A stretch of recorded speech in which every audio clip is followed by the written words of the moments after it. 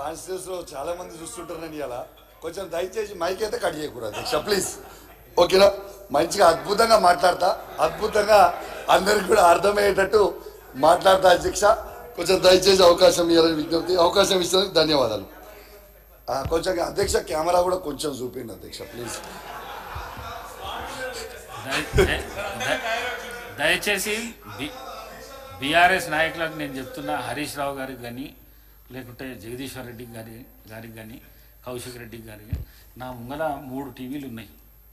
ఈ టీవీలు వచ్చిందే బయట టీవీలు వస్తాయి. మీరు ఆ విధంగా మాట్లాడకండి ప్లీజ్.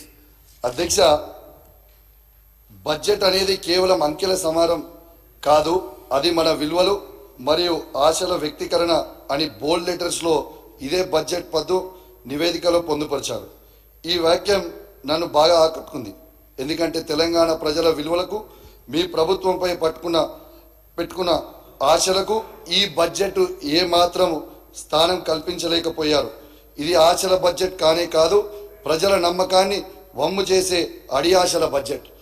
మన విలువలకే కాదు, ప్రజల సమస్యలకు పరిష్కారం కూడా సరైన మార్గంలో చూపని బడ్జెట్ ఇది. అధ్యక్ష, నేను ఈ బడ్జెట్ ఈ వ్యాఖ్యలు చూసిన తర్వాత ట్రాన్స్పోర్ట్ మీద పోయినప్పుడు ఈ బడ్జెట్ బుక్లో మొత్తం ఎత్తిన అధ్యక్ష. ఆటో డ్రైవర్లకి 12,000 రూపాయలు ఇస్తామని ఎన్నికల సమయంలో మీ మేనిఫెస్టోలో, కాంగ్రెస్ పార్టీ మేనిఫెస్టోలో పెట్టి కనీసము 12,000 రూపాయలు ఆటో డ్రైవర్లకి ఒక్క మాట కూడా ఈ బడ్జెట్ బుక్లో పెట్టలే అధ్యక్ష.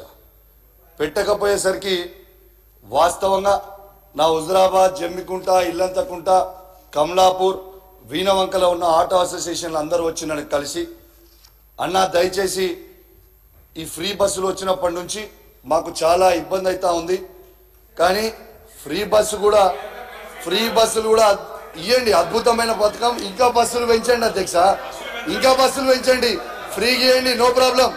ఎందుకు తొందర పడుతున్నావు? ఏ తొందర పడ కాదు, మస్తు మాట్లాడేది, తొందర ఎందుకు పడుతున్నావు? ఫ్రీగా బస్సులు ఇంకా అద్భుతంగా పెంచాలని కూడా కోరుకుంటున్నా అధ్యక్ష. కానీ అదే విధంగా ఆటో కార్మికులను కూడా, ఆటో డ్రైవర్లని ఖచ్చితంగా వాళ్ళని కూడా మనము కాపాడుకోవాల్సిన అవసరం మన మీద ఉంది అధ్యక్ష. ఈ రాష్ట్రంలో దాదాపు 6 లక్షల మంది ఆటో డ్రైవర్లు ఉన్నారు అధ్యక్ష. దీంట్లో 3 లక్షల మందికి సొంత ఆటోలు ఉన్నాయి, ఈఎంఐల మీద కొనుక్కున్నారు. ఇంకా 3 లక్షల ఆటోలు రోజువారీ కిరాయికి తెచ్చుకుంటారు అధ్యక్ష.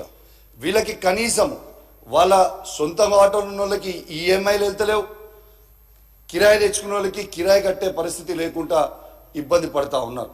కాబట్టి దయచేసి వాళ్ళ మీద కోపం లేకుండా దయచేసి ఆటో కార్మికులకి వెంటనే న్యాయం చేయాలి. నెలకి దయచేసి వాళ్ళకు కూడా నెలకి 10,000 రూపాయలు మీరు కేటాయించాలని నేను విజ్ఞప్తి చేస్తా ఉన్నాను అధ్యక్ష. అదే అధ్యక్ష, ఈ గవర్నమెంట్లో ఉన్న వాళ్ళందరికీ కూడా అడుగుతా ఉన్నా అధ్యక్ష, ఆటో డ్రైవర్ల ఓట్లు మాత్రం కావాలి, కానీ వాళ్ళ పాటలు మాత్రం అవసరం లేదా ఈ ప్రభుత్వానికి అని చెప్పి నేను అడుగుతా ఉన్నాను. ఇలా వాళ్ళు చాలా ఇబ్బంది పడతా ఉన్నారు అధ్యక్ష. దయచేసి ఇలా ఆటో డ్రైవర్లకి మద్దతుగానే ఇలా ఈ కాకి డ్రెస్ వేసుకొని ఉన్నా, మీరు మద్దతుగా లేకపోయినా ఇలా కేసీఆర్ గారి నాయకత్వంలో బీఆర్ఎస్ పార్టీ ప్రతి ఆటో డ్రైవర్ కుటుంబానికి అండగా ఉంటామని సభా సాక్షిగా చెప్తా ఉన్నాను అధ్యక్ష.